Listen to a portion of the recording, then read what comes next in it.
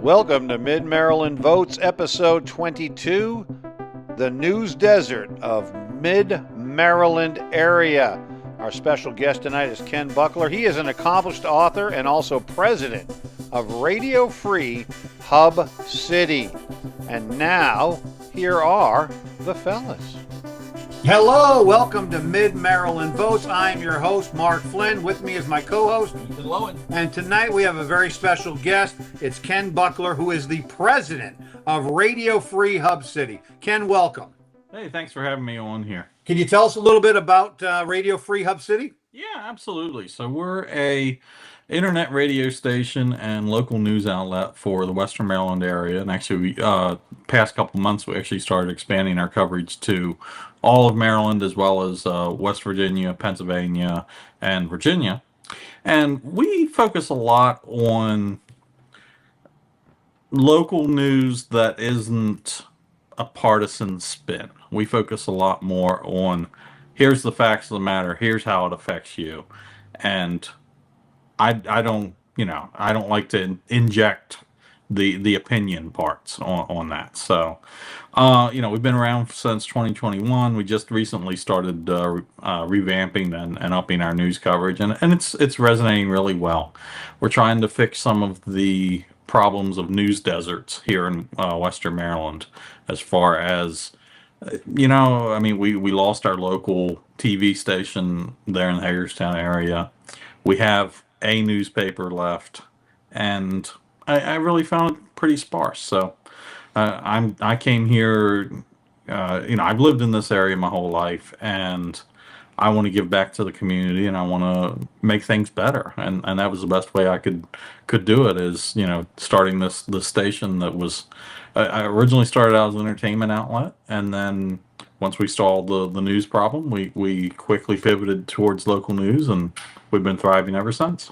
So, Ken, you talked about a news desert, which is the Hagerstown area. When did they lose the TV station in Hagerstown? It was actually around the same time that Radio Free Hub City started. And you said that that Radio Free Hub City is definitely has got a nonpartisan feel to it. Oh yeah. Would that be accurate? Yeah. Oh, absolutely. Also, so a lot of news outlets will try to cater towards a specific audience by slanting their news coverage towards either a liberal or a conservative bias with their articles. Right. We try to keep it completely in the center. My only exception to that is of course any opinion content, and even then I try to keep my opinion content as neutral politically as possible. So. Yeah, I mean, I definitely follow your webpage and your news, and I do find it to be refreshingly independent. I know that recent polls, I think it was 64% of Americans believe that the news is untrustworthy now. Yeah. So it's good to find an outlet, a local outlet at that, from a local person who can, just put the news out there and let people make their own opinions. That's a great thing. And I believe it was just this past week that Nielsen ratings, for those who remember that organization, that basically rates what Americans watch for entertainment, for news, etc. Mm-hmm. And they just put out a report stating that for the first time, more than 50% of Americans are getting most of their information not from the media, the traditional media. They're actually getting it online through organizations like Radio Free Hub City, mm-hmm. and even podcasts like this. Yeah, and fortunately, we've got a strong social media presence on Facebook. I'm working on the Twitter. I'm sorry, Elon Musk. I still refuse to call it X. I'm working on the Twitter presence. I'm also we're slowly growing our presence on Rumble as well. So we're doing everything we can to reach audience. The only one that's kind of been a mystery to me that I haven't been able to crack yet is Instagram. Mm-hmm. And I think that's probably because it's difficult to relay news in a format that's conveys well to Instagram. But we're working on that. Yeah, Instagram tends to be more of a TikTok type situation where they want brief snippets, which doesn't really translate well to the news. And then, of course, there's this thing I keep hearing about called the algorithms, right? Having to do things where they have to fit a certain profile. I mean, one? Can you explain these algorithms a little bit, and also is it difficult to keep track of them? Yeah, there's the algorithms that are on all the social media platforms. For one, none of it's the same. It's never the same algorithm on each platform. But a lot of them are typically interest driven. So if a platform thinks that you are interested in a specific topic, it'll start promoting that specific topic to you. Which, at its surface, that sounds like a good idea. The problem with that is how it determines you're interested in a topic. So, for example, let's say you see a post online that makes you angry. All right. And you're like, this really makes me upset. And you leave an angry react, or you leave a comment saying that, you don't like it. Well, some of the social media platforms, they still see that as you interacted with the content. Therefore, it thinks you're interested in that content. Therefore, it's going to show you more of that content. And that ends up creating a lot of issues with some of the content distribution, especially if the platforms aren't sure how to categorize some of the content, and a lot of it's based off of keywords. So where the challenge there becomes for news organizations like mine is, well, we cover a lot of different things. We don't cover one specific topic. We cover all of the local topics that happen. So now people, they might see one of our topics, but then they never realize that, oh, there's a lot more behind that.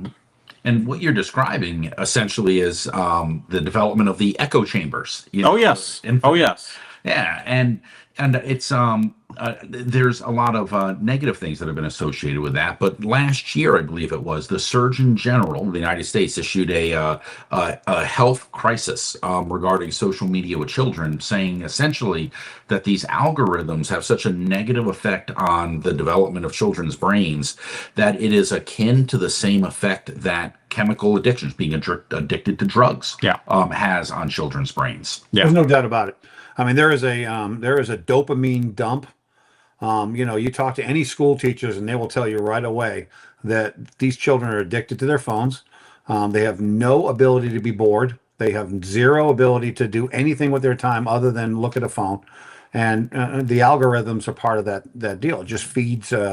It's like a dope dealer that's just bringing the same things that excited you before, which is probably why my feed has a lot of cheeseburgers in it. I'm thinking that's probably what happened there. But, the truth is that, it also makes people more and more isolated, right?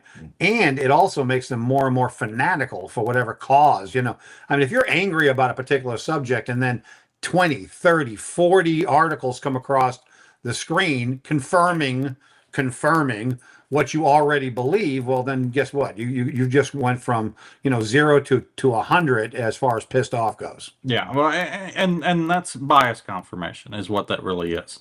And unfortunately, social media has the effect of absolutely reinforcing bias confirmation. Or the other possibility is, if, like I said, if you've been reacting to stuff that makes you angry, there's actually also the negative effect where it'll start just showing you more and more stuff that makes you angrier and angrier. What's really interesting about that, especially from a local news perspective, is that people have gotten so used to that. And by the way, that's nothing new. All right. If you look at some of the major cable news outlets, they absolutely do that as well. Oh, sure. So people are so used to their news being delivered that way in a biased manner that it, is confirms with their own biases, that when they see something that doesn't meet their bias confirmation, they automatically start assuming that it's biased for whatever political party they are against or whatever. I've had just as many Republicans get angry at our news as I have Democrats, all of them saying that we're biased for the other side. And that's actually how I measure my success. That's right. Is that, well, if I'm getting that many of them angry at me at the same time, I must be doing something right. It's unfortunate that they're angry. I can't do anything about that. But at the same time, I'm doing everything the way I feel it should be done, as far as making sure that it's unbiased news. I could absolutely probably double or triple my revenue tomorrow if I started writing everything from a slant, either liberal or conservative. But I don't want to do that. I want to provide accurate news.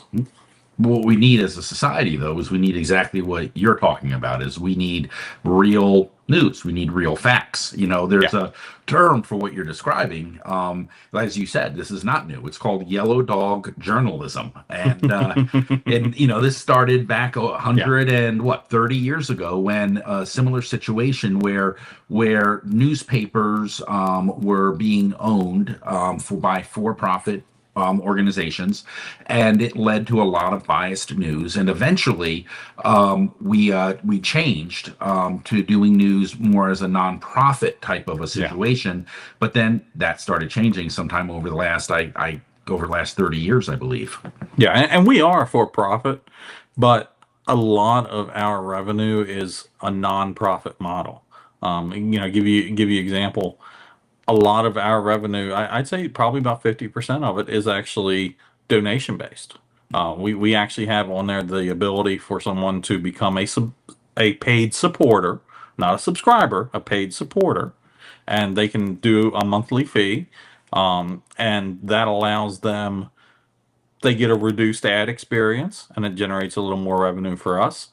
And I'm not going to tell you the exact number, but it's not an insignificant number that are paid supporters now, and it's people that are supporting because they believe. And I have had, let's see, I just calculated the retention rate a couple of days ago, and I believe the retention rate was somewhere around 93% retention rate, That's which awesome. is which is fantastic. Yeah, that's fantastic. I mean, in Yeah, this business, and it's well, like huge. and the ones that have fallen off, 90% of the ones that have fallen off wasn't actually because they canceled, but was because their credit card transaction failed or something like that. Mhm. So